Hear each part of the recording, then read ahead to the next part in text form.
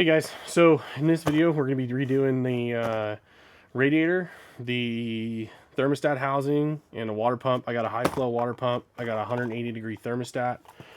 We live up in the mountains, so just trying to get as much airflow through this thing as possible and help it stay cool as possible. I've already done a bunch of preventative maintenance on this thing. On this Jeep, I got it earlier this year, and so I'm just still kind of going through some stuff. I redid the valve cover gasket, redid the injectors, put a new header on it that was cracked really bad. I'm sure you can still hear a little bit of a exhaust leak in some of the videos I put out. I got to pull the exhaust off and have it welded. So just still kind of going through some stuff. So hopefully you guys enjoy this one. All right, so just like any other radiator, first thing we gotta do is we gotta get all our water out. We gotta take we're gonna have to take the fan shroud off, upper water line off, our reservoir. Let's see what else. Let's see how much pressure's in here. Shouldn't be any, hopefully. Yeah, oh, it's not that full. Not like I've checked it that often, but there's a lot of really nasty buildup in here, so probably a good thing that we're doing this. You know, I don't even see any water across the top of this, so this is actually be kind of easy, at least maybe a little bit less messy. All right, first thing I'm gonna do is pull this reservoir out if I can get it out. This thing's brand new, so it might be a little tight getting it out of here.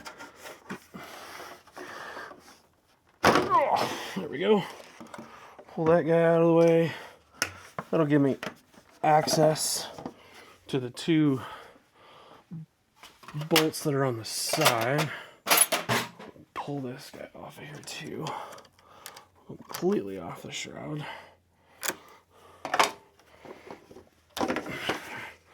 There's that guy. We'll see. Let's see. Grab our 10 mil that I do have.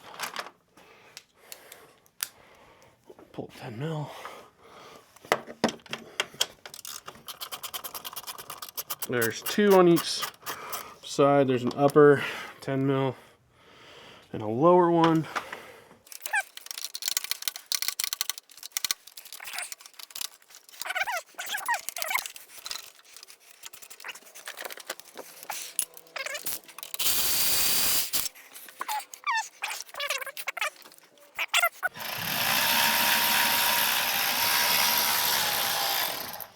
Yeah, that one was a little harder to get to, but not bad. So now we have our shroud pushed back.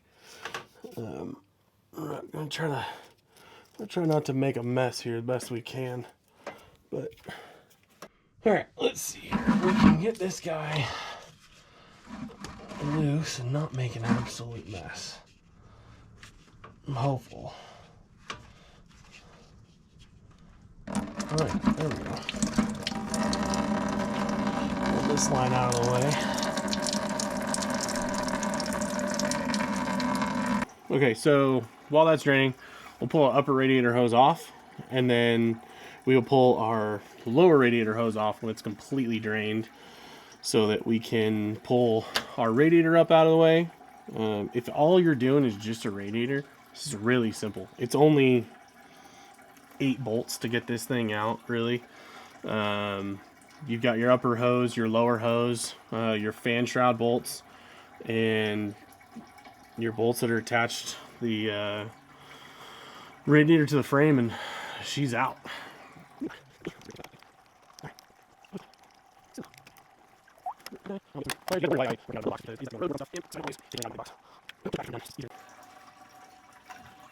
There we go. Eesh. That might be the dirtiest. Ooh. So clearly this thing's never been flushed before. So it started its life as an 05 TJ.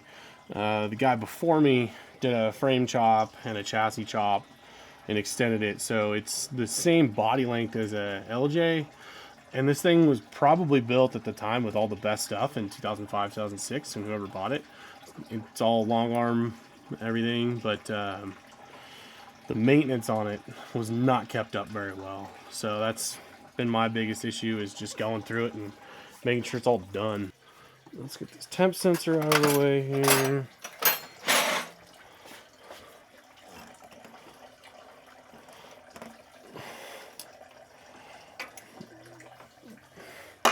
It's a 3/4 on the temp sensor.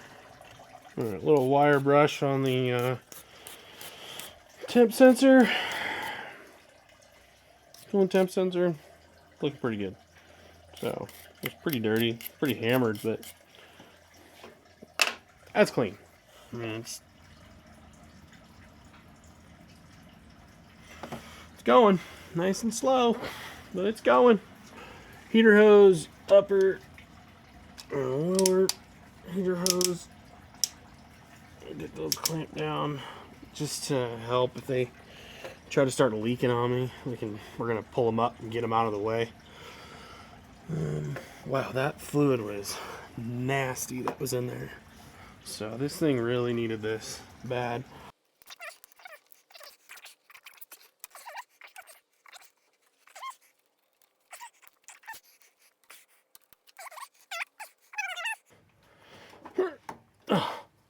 There we go. Look at that. It works. Like it was made for it. All right, now we just gotta pull our 2, 4, 10 mil bolts out of this thing, and she should have lifted right out.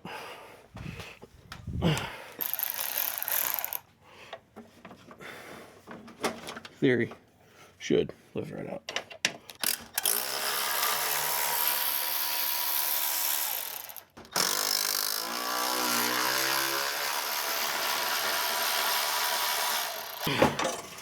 Pull this guy out. There she is. Not too bad. You know, it's pretty clear all the way through.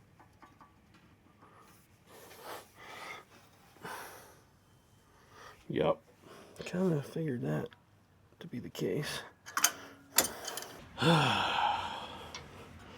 What I ended up doing to get this thing off of here was, I've got this filter wrench, big strap, big rubber strap, and held it against the thermostat housing and was able to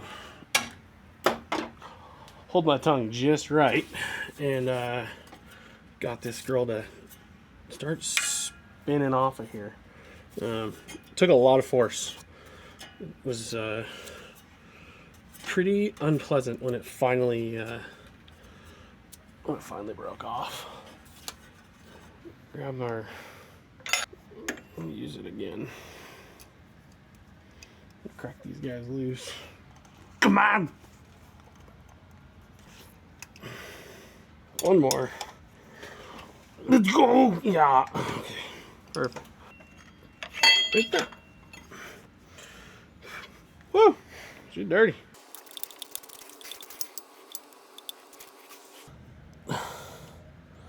Whoa. Let's see what this is. Silicone in there, so it's been in there for a minute. Oh, would you look at that? It's already got a 180 in it. How about that? Man, everything is just so dirty. So I put, this Jeep came out of this thing came out of Southern California when I had it, but the guy that I bought it from, he didn't have it very long. So I'm thinking it was mostly Arizona where it was. Not real sure. Come on. Crack that guy loose.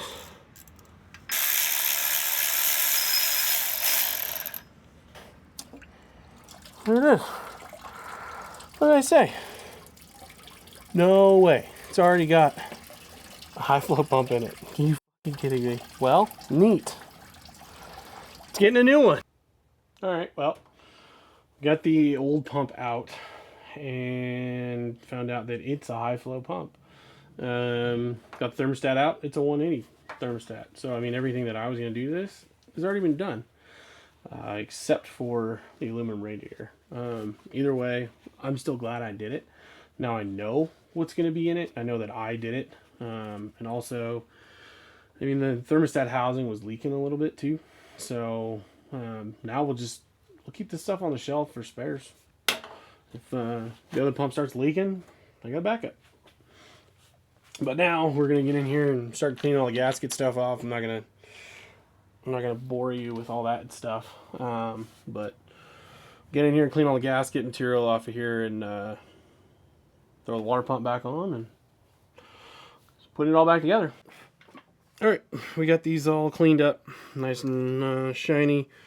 We just used our cook oil on them. It's fine grit, and got those cleaned up. We'll slap our gaskets on, throw our new thermostat in, throw our new pump on, and start putting it all together. We'll probably get all this wiped down and cleaned up before we do our final button up on everything, just to get rid of some of the excess dirt that's been building up in here since this has been leaking, and so it's water's just been kind of running down. Let's get our thermostat housing. We have a new gasket for that as well. All right.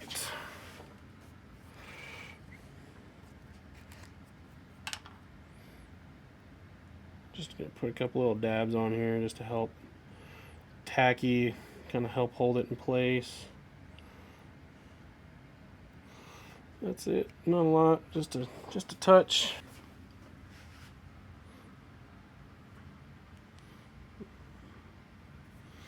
This gasket. Grab our fresh 180. Pretty. Going through there. There we go. Nice and tight. There we go. Gasket's on.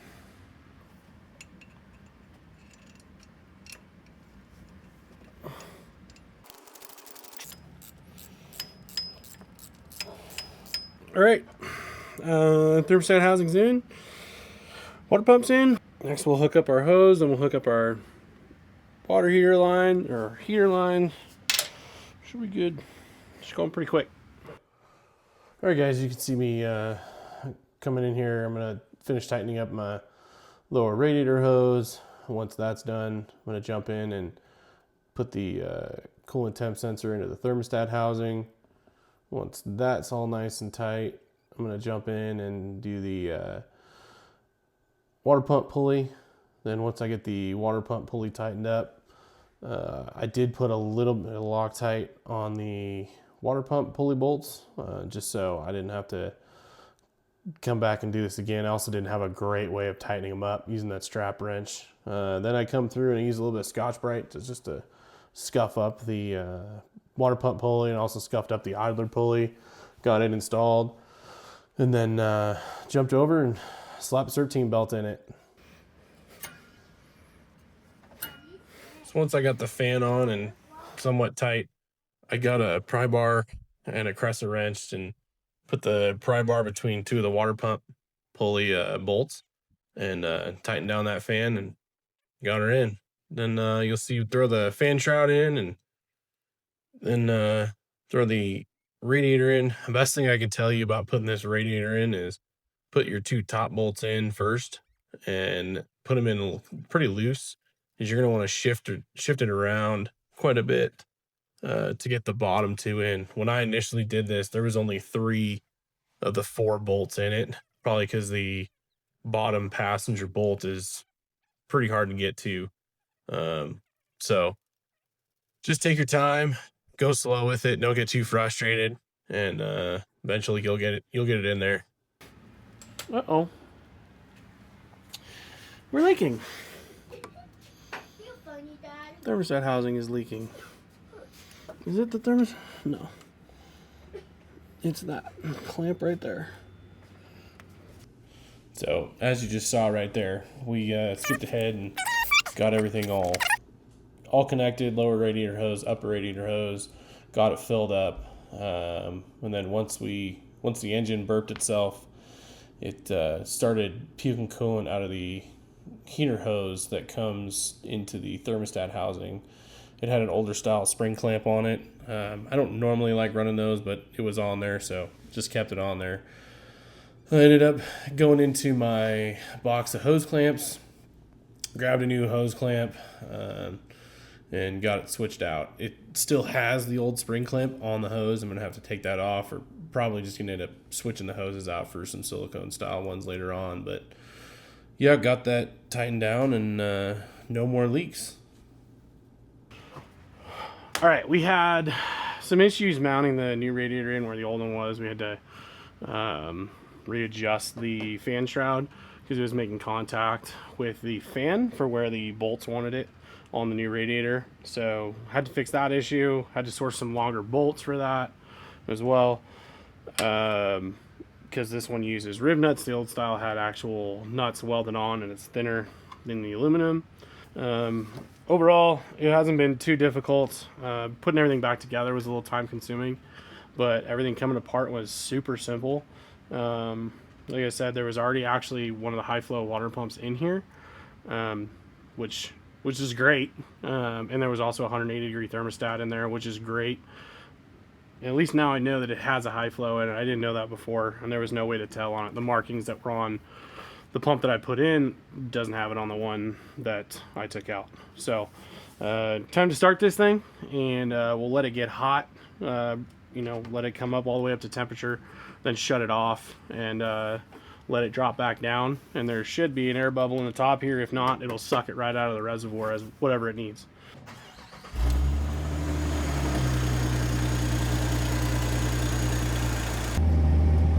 We're holding right now about 180. Heater was on in here. It was blazing hot. So just gonna go quickly around the block.